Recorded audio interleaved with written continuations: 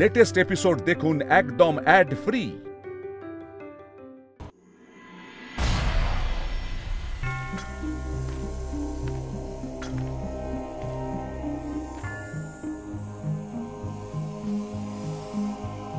হে বাসুকি, এই মণিধারী নাগেদের ডেকে আপনি এই অন্ধকারেও আলোর প্রকাশ ঘটিয়েছেন। মিত্র বাসুকি, যদি এনারা না থাকতেন তাহলে পথ চলা খুব কঠিন হয়ে পড়ত।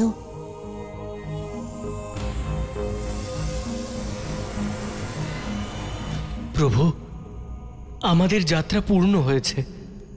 আমরা মা তারা শক্তিপীঠে পৌঁছেছি।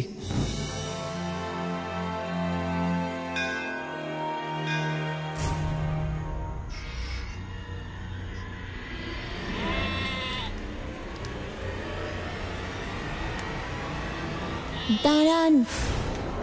অমঙ্গল!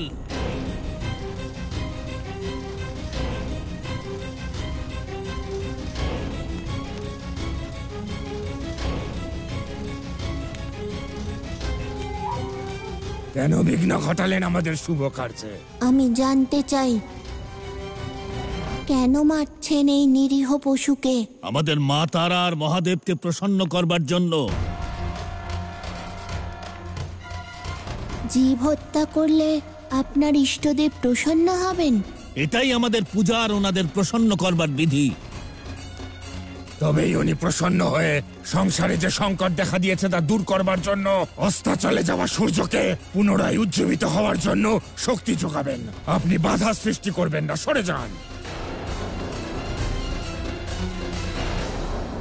এটা পুজো নয়, এ হলো অসহায় প্রাণীকে হত্যা, আর জীব হত্যা পাপ, অমানবিক, ক্রূরতা।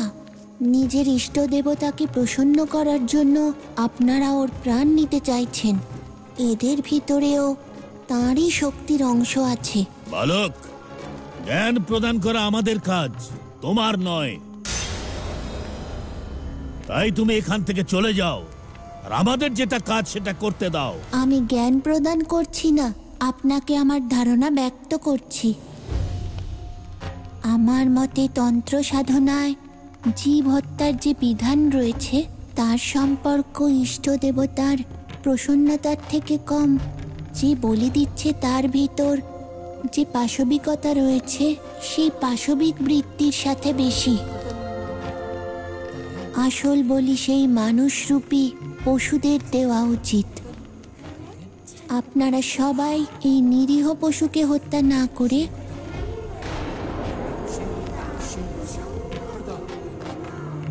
নিজেদের পাশবিক বৃত্তিকে হত্যা করুন। নিজেরা নিজেদের অহংকারকে বলি দিন। অহংকারের বিনাশই হল ইষ্ট দেবতার প্রসন্নতার মূল কারণ, ওনার সাথে সংযোগ স্থাপনের পথ। তাই পশুদের হত্যা করে পাপের ভাগীদার হবেন না।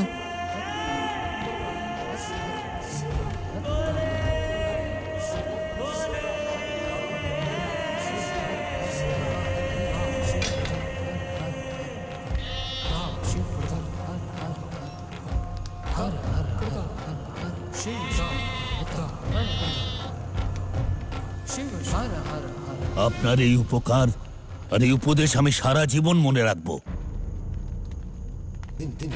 আজ আপনি আমার অজ্ঞানতার অন্ধকার দূর করে জ্ঞান চক্ষু খুলে দিয়েছেন। আপনার বাণী শ্রবণ করে এটাই মনে হলো যেন সাক্ষাৎ মহাদেবের মুখ থেকে অমৃতবাণী শুনলাম।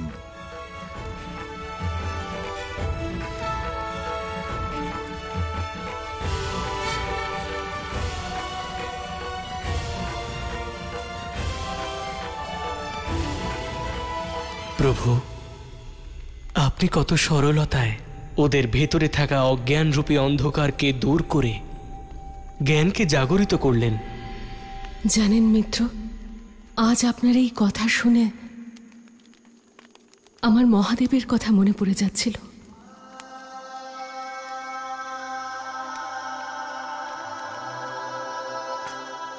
কেন মিত্র? যেভাবে আপনি এই তান্ত্রিকদের মধ্যে জ্ঞানের জাগরণ করলেন, ঠিক সেইভাবে কখনো আমার মহাদেবও নিজের ভৈরব রূপের মধ্যে দিয়ে আমার তারা স্বরূপকে জাগ্রত করেছিলেন। কবে? আর আপনার এই স্বরূপ জাগরিত করার জন্য ওনার আসল উদ্দেশ্য কি ছিল? এ সেই সময়কার কথা যখন সমগ্র সংসারে গভীর অন্ধকার ছেয়ে গিয়েছিল। সূর্যদেব বিলুপ্ত হয়েছিলেন, সংসার নিষ্প্রাণ হয়ে গিয়েছিল। তখন সংসারকে প্রাণবন্ত করার জন্য সূর্যদেবকে সৃজন করতে হতো। তখন আমরা দুজন মিলে সংসারের প্রাণ আর সূর্যদেবকে সৃজন করেছিলাম।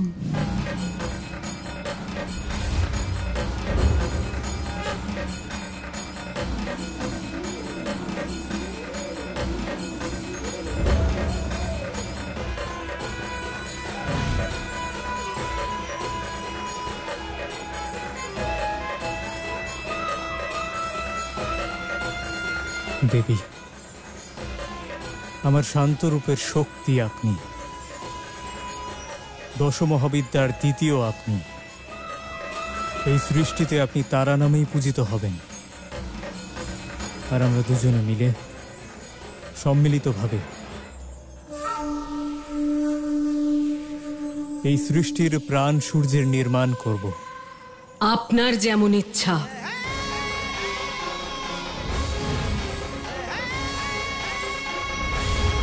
তখন দেবী তারা আর মহাদেবের শরীর থেকে এক আগ্নেয় শক্তির উৎপন্ন হয়, যার প্রভাবে বায়ুমণ্ডলে ভারী বিস্ফোরণ ঘটে। আর পরমাণুর সৃষ্টি হয়। তখন সেই পরমাণু বাড়তে বাড়তে বিশাল সূর্যের রূপ ধারণ করে।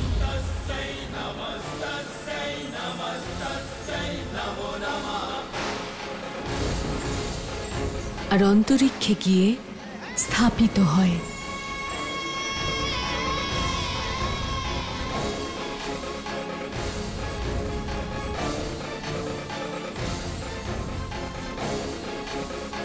আমার উৎপত্তির উদ্দেশ্য সম্পূর্ণ হলো। এবার এই সূর্যই এই সৃষ্টির প্রাণীদের জীবনের আধার হয়ে উঠবে। সূর্যের প্রাণ শক্তি প্রাণীর প্রাণ শক্তি হয়ে উঠবে। জন্ম, জীবন, জীবনের বিস্তার, জীবনের সৌন্দর্য এই সূর্যের কারণেই সম্ভব হবে।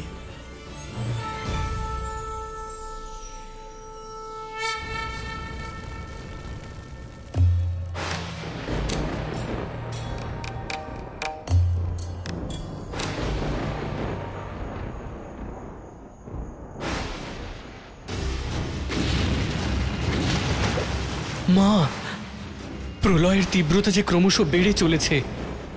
প্রলয়ের কারণে পৃথিবী ধ্বংস হয়ে যাওয়ার আগে আপনাকে যে এই সৃষ্টিকে রক্ষা করতে হবে মা। আর এই সৃষ্টিকে রক্ষা করতে আপনাকে যে আপনার স্বরূপ বদলাতে হবে মা।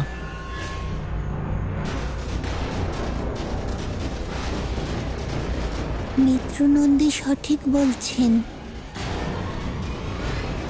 এই প্রলয়কে আটকানোর জন্য আপনাকে দ্বিতীয় মহাবিদ্যা মা তারাকে জাগরিত করতেই হবে।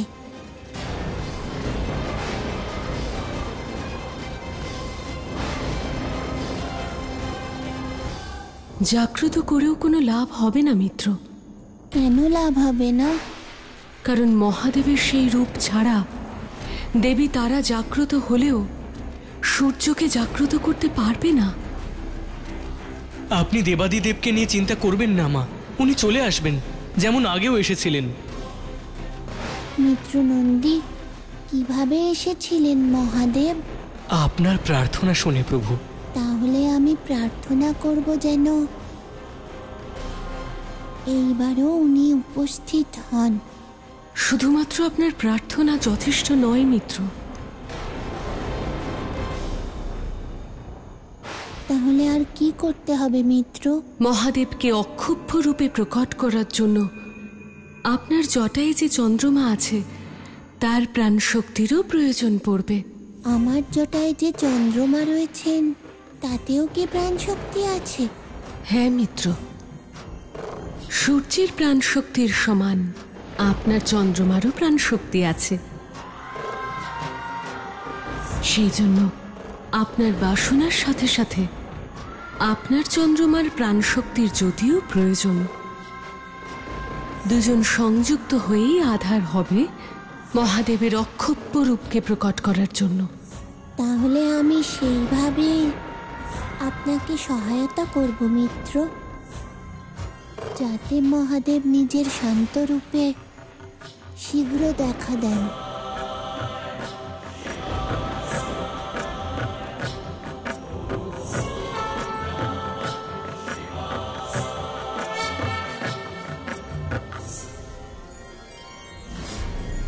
মা, মনে এক ভয় দেখা দিচ্ছে। কি ভয় নন্দী? যদি কোনো কারণবশত ক্ষোভ্য মহাদেব প্রকট না হন, তাহলে মা তারা রুদ্ররূপকে কে শান্ত করবে? এমন কখনোই হবে না নন্দী যে ওনার অক্ষোভ্য রূপ প্রকট হবে না। যেমন মহাদেব নিজের মহাকাল রূপকে প্রকট করেছিলেন, ঠিক সেইভাবে উনি ওনার অক্ষোভ্য রূপকেও প্রকট করবেন, এ আমার দৃঢ় বিশ্বাস। মহাদেব তাঁর গিরিজাকে কঠিন পরিস্থিতিতে লড়াই করার জন্য একা কখনোই ছেড়ে দেবেন না।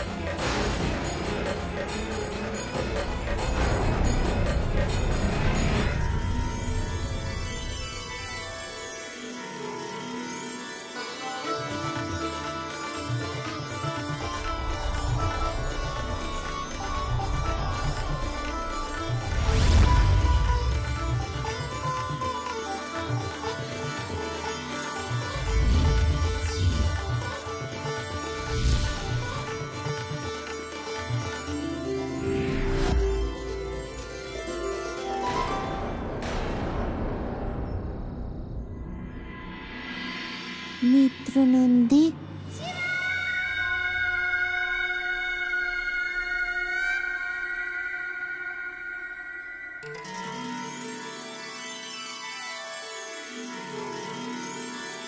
চারিদিকে সূর্যের এত উজ্জ্বলতার প্রকাশ নিশ্চয়ই এই মহাদেবের শান্ত রূপের উপস্থিতির কারণেই হয়েছে। হ্যাঁ প্রভু, তাই তো সূর্যদেব নিজের পূর্ণ গরিমার সাথে এইভাবে প্রকট হতে পেরেছেন। মিত্র নন্দী, মিত্রও কি তারার রূপে এসেছিল? হ্যাঁ প্রভু, কিন্তু মা এখন এখানে নেই।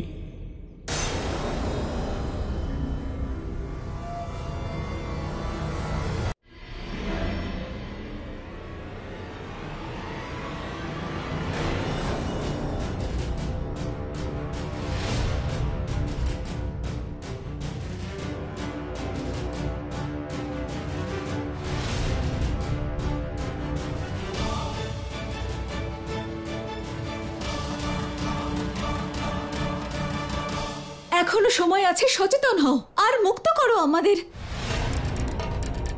নারীর অভিশাপ থেকে সাবধান। নারীর অভিশাপে তো পাথরও গলে যায়, তুমি তো সামান্য। বলাসুর আমি, মহাদেবের কাছ থেকে বরদান প্রাপ্ত বলাসুর। সহস্র হস্তির বল রয়েছে আমার মধ্যে। আমাকে দমন করার শক্তি তোমাদের স্ত্রীলোকদের সাধ্যের বাইরে। তাই তোমরা এই চিন্তা ছেড়ে দাও আর চুপচাপ মুখ বন্ধ করে আমার দয়ার জন্য অপেক্ষা করো।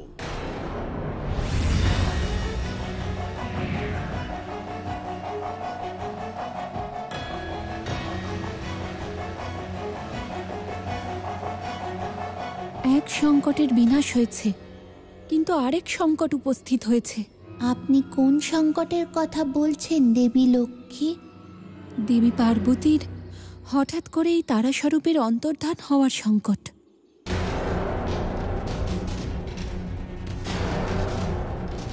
এ হলো ওনার রুদ্র রূপ, যা শান্ত না হয়ে হঠাৎই অন্তর্ধান হয়ে গেছে। এর অর্থ কি হতে পারে? কোন অসুরী শক্তির বিনাশ।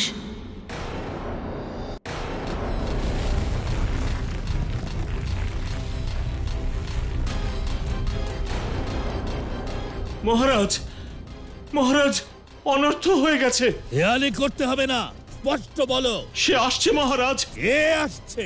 তারা আসছে মহারাজ, সত্য বলছি। তাহলে এবার ওই তারাকে আমার সঙ্গে যুদ্ধ করতে হবে।